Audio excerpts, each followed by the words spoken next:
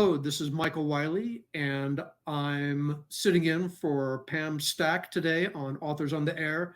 And my guest is Reed Farrel Coleman with his brand new book, this terrific book, Sleepless City. Thanks for joining, Reed. Thanks for doing this, Mike. I mean, Uh, you're not half as pretty as Pam, but I guess you'll do. I sometimes wear wigs, but not mostly only around the house. You know, again, I've read this new book and I'm blown away by it. It's such a wonderful book, and really in many ways it represents a departure for you, but it's also very recognizably your voice. People who love your books already are going to really, really love this one. You've written more than 30 novels now. The protagonist of this story is Nick Ryan, and including Nick, you have 5 major protagonists. What's different about Nick Ryan? What is it that makes him new and fresh in Sleepless City? That's a good question, and the answer is not very complicated. The answer is simply that most of my other protagonists, Dylan Klein, Mo Prager, Gus Murphy, to some extent Gulliver Dowd, and even to some extent Jesse Stone. They were, to one level or another, competent or incompetent at kind of being a private eye or doing their jobs.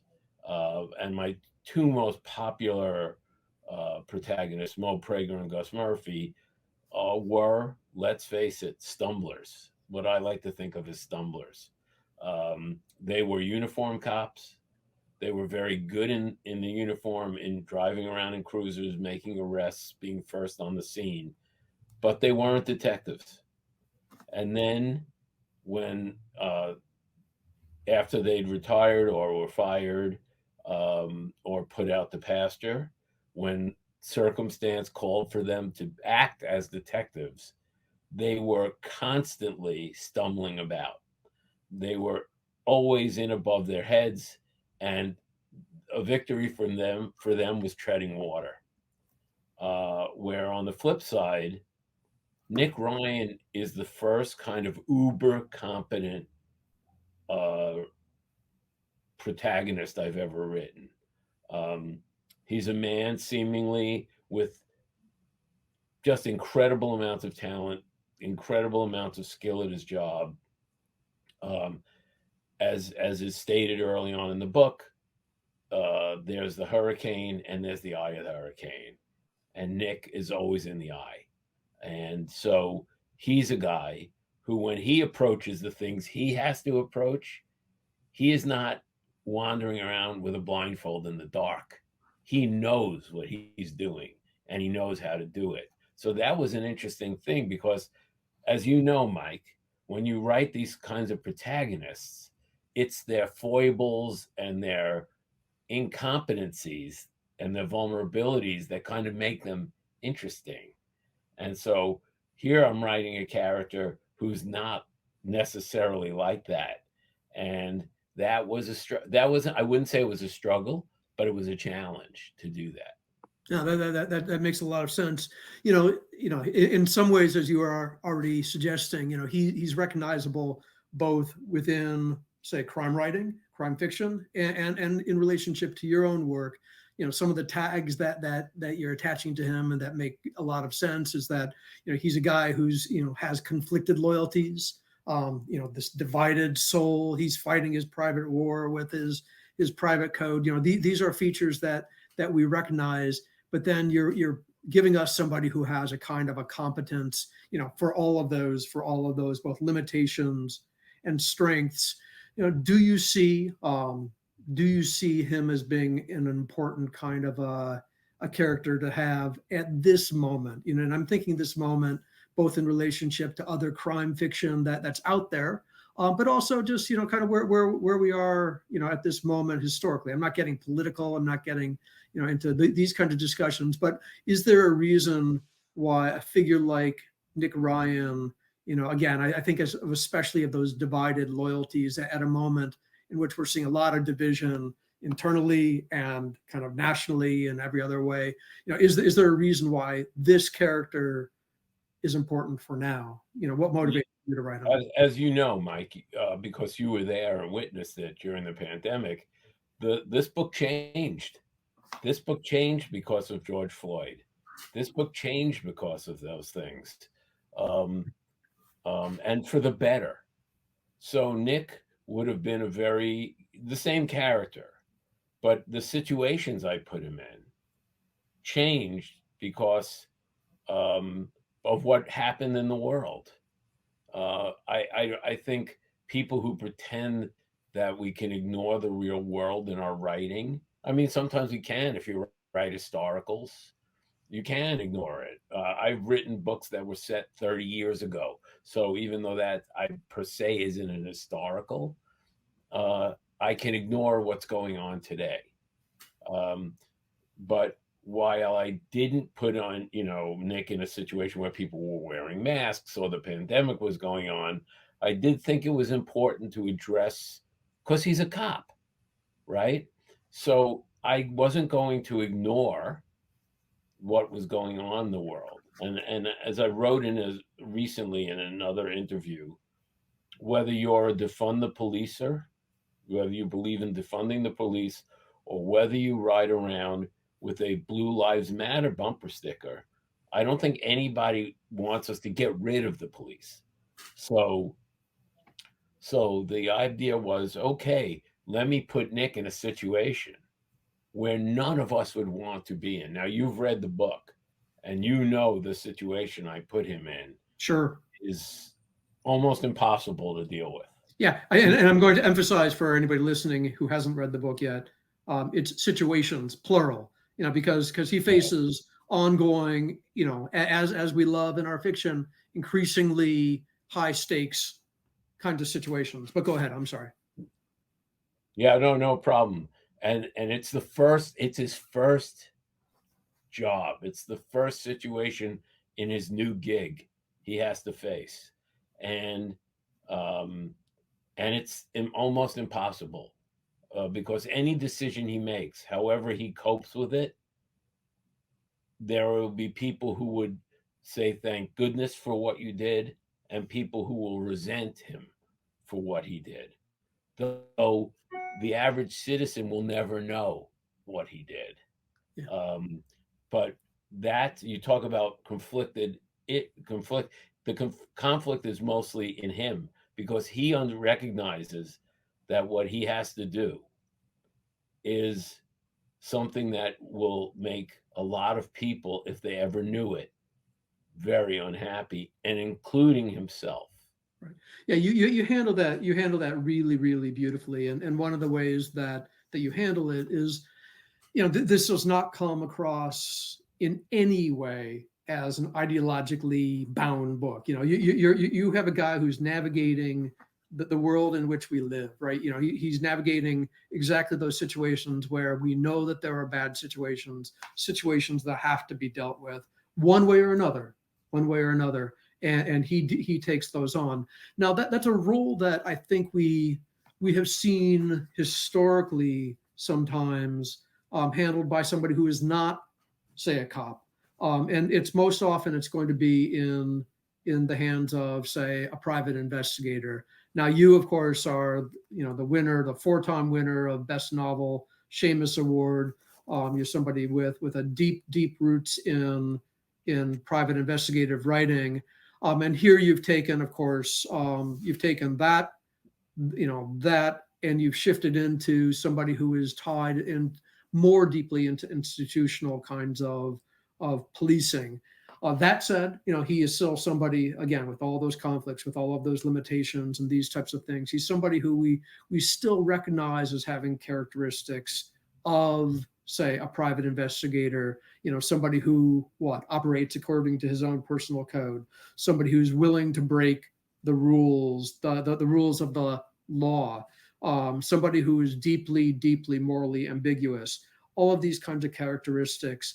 Can you talk a little bit more about your shift? And again, this is not, of course, your only time that you have not, that you write a lot of characters who are not private investigators. But how do you see him fitting into that weird space between, say, the individual who's out there kind of playing the solitary person, taking care of problems that nobody else can, and his role as a policeman?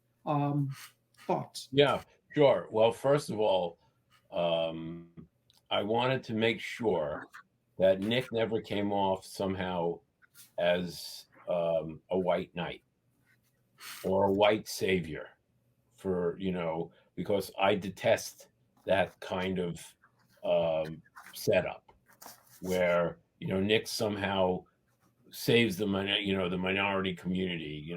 That's not. So what I wanted to do about Nick is, one of the things about private eye fiction that's great is he's the outsider. But in this book, he is both an insider and an outsider. That's right. So by day, or whenever his shift is, he's a detective. He's an NYPD detective who does what NYPD detectives do. He mostly works undercover. And the book opens, the prologue is Nick is marching undercover in a Black Lives Matter parade, march, going to downtown Manhattan.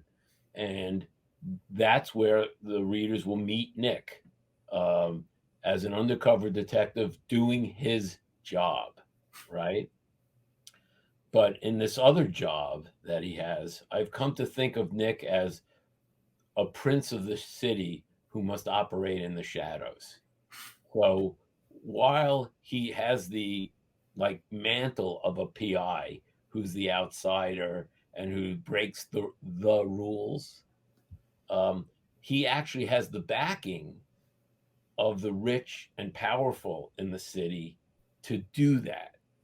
Right. So that's the difference. The difference here is, although he has the mantle, let's say, or wears the mask of a PI as the outsider, he's also a functioning detective. But when has to work as a prince of the city in the shadows, he has the backing of the rich and powerful, which is an interesting dichotomy, because how do you make that character be a sympathetic character? Absolutely. Yeah, as you talk about the prince of the city, the dark prince of the city here, it calls attention to kind of the tradition of the person who is institutionally connected, but also is fighting crime. Again, not as somebody who's connected directly to the role of policing. There's a bit of the Batman, there's a bit of the Superman, there's a bit of these kinds of figures. But one of the things that as you're pointing out and as you're indicating, he's doing a lot of the dirty work. He's getting involved in some things that are not just, say, fighting crime, but they're fighting crime sometimes through crime. They're fighting, they're fighting some things that we don't necessarily immediately sympathize with, and yet he's a deeply sympathetic character. This leads me to a question, and it's a two-part question, really, and it has to do with characterization. And you've written some amazing characters over the years, and Nick Ryan is one of my favorite. Nick Ryan, and one of the things the check's in the mail, Mike. There you go. Well, and so I guess the first question, and this is of course about Nick, but it's also about the other characters you've written, is what makes a protagonist compelling? You've already talked about those weaknesses and those foibles, those things we get interested in, But if there are features, a couple of features that make Nick a particularly compelling figure to you, or in general characters, I'm interested in that. The other thing that we haven't talked about, and to a certain degree, there's not time to go into a whole lot of depth, is your secondary characters. Many of those being really fascinating and important and interesting and a lot of fun to read. And so I'm curious about that secondary character as well. So any thoughts on characterization? Sure. Well, one of the things that the reader will find out is, Nick has some element of Jack Reacher in him, right? Yes.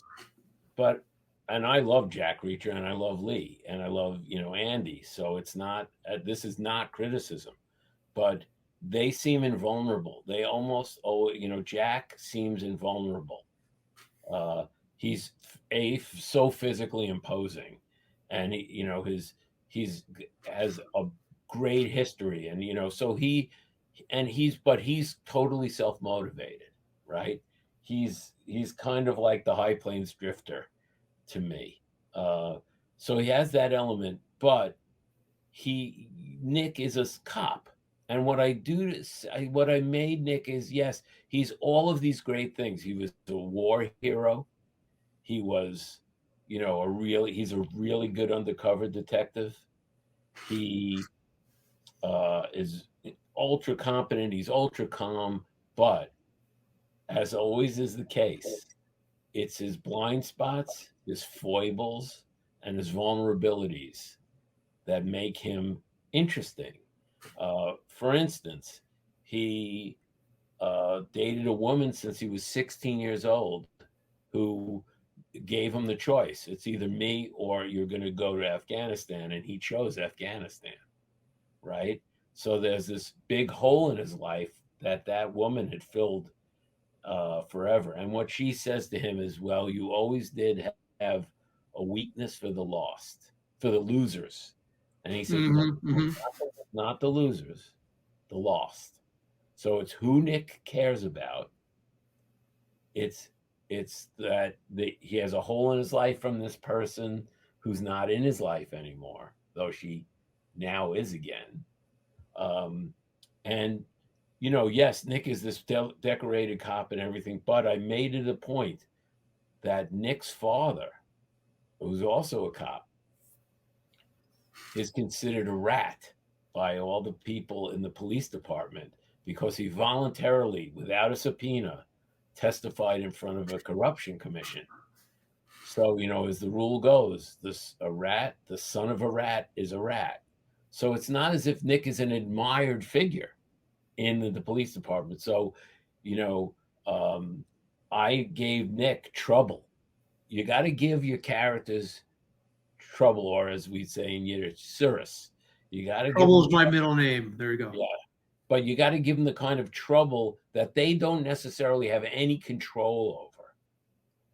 Right? They can control a lot of things, but they can't control how people think of them. Sure. And that's what I did with Nick.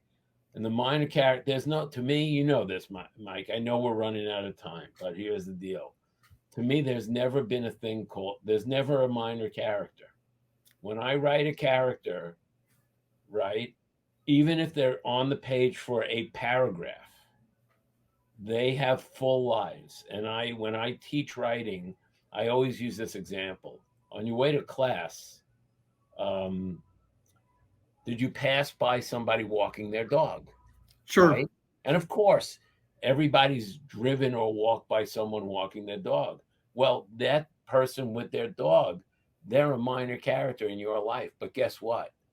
You're a minor character in their life. Their lives. Yeah, we've had this conversation, and I agree. It's and so what is it? It's sometimes it's that particular detail. There's something about the way that person walks that dog.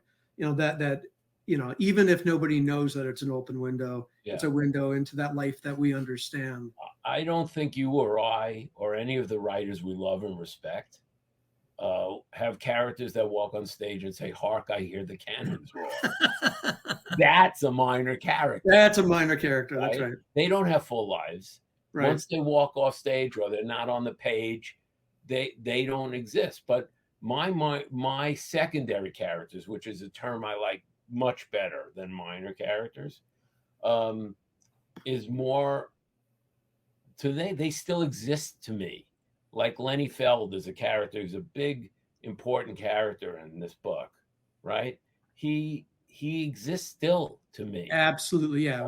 And those are the characters who stick with us. Those are they're not the scene stealers, but they're the ones who belong in the scene, and we recognize that their complexities and their conflicts, even if they don't shape the way that the major events are going to go, they're still there. Now we're almost out of time. I want to call attention just to two features, and just because I think that they're important to do, and I'm not sure if you have just a word or two on them or not. But one of them is that, again, this is set. You mentioned Lee Child. He's got we've got Jack, who's wandering across the American, the whole continent, right? We've got thrillers, that are set sometimes in global environments. And this is a book that has, as you suggested, this as a character who has something in common with some of these characters, and yet absolutely distinct. And it's also a distinctly smaller, overall more urban, limited kind of a space. And I think that's really key to this book. So it's doing something that we've seen before. And then of course it's taking that plot and I'll just quickly comment that you say one of the big hooks here, of course, is what happens. When you're in trouble, you call 911. When the cops are in trouble, they call Nick Ryan. A wonderful line. But in some ways, the line that I love at least as much is this, which is, what happens when a man who knows all the city's secrets becomes a threat to both sides of the law? That's the heart of it, right? That's the heart. That's both the character and the world he goes into. Any thoughts on that? Yeah, well, I think I wanted I've never focused greatly on the covers of books. But if you look at the cover of the book, and you don't have to show it again, because for the money I offered you've already shown it enough. No, I'm not. But for me, setting and tone are secondary to character. And if you look at the cover of the book, it is exactly the setting and the tone that I wanted set, because it is a dark cityscape. Now, not all of it takes place in Brooklyn or Manhattan. Some of it, in fact, takes place out in Suffolk County, where I live. But I wanted, that sense of people to get that New York is not one place. And even Brooklyn isn't one place. New York City is 1,000 places. I've always said, look at what I write and look at what S.J. Roseanne writes, and they're both set in New York, and never the twain shall meet. They're very worlds apart. Worlds right. apart.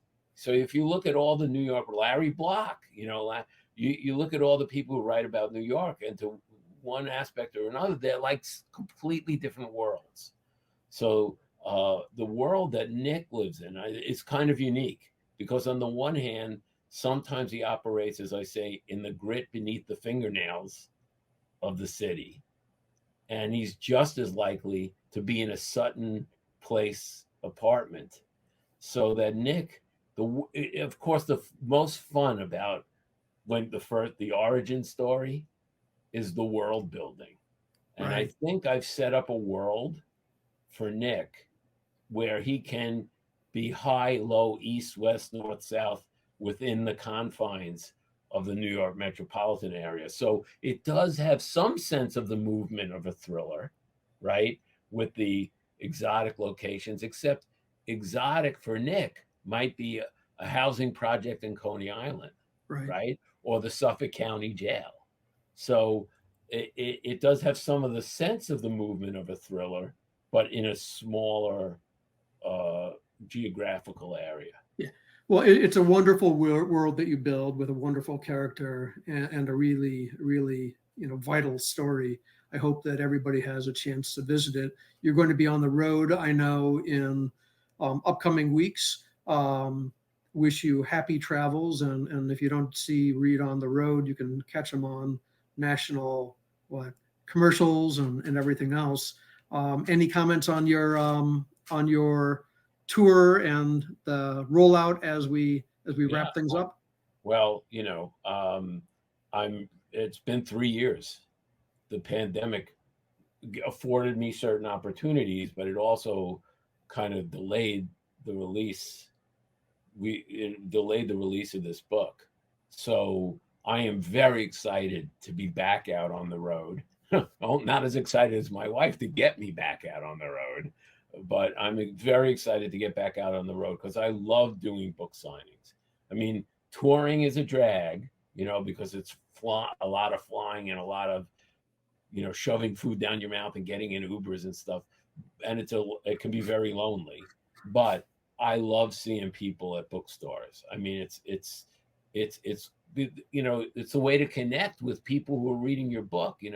I know that I sold, between the Jesse Stone series and my books, I've sold hundreds of thousands of books. But, if you don't go up on the road, out on the road, you never get to meet people. So, well, best travels to everybody. I hope we'll turn to your book soon. Thanks, Reed. And again, this was Authors on the Air with Reed Farrel Coleman.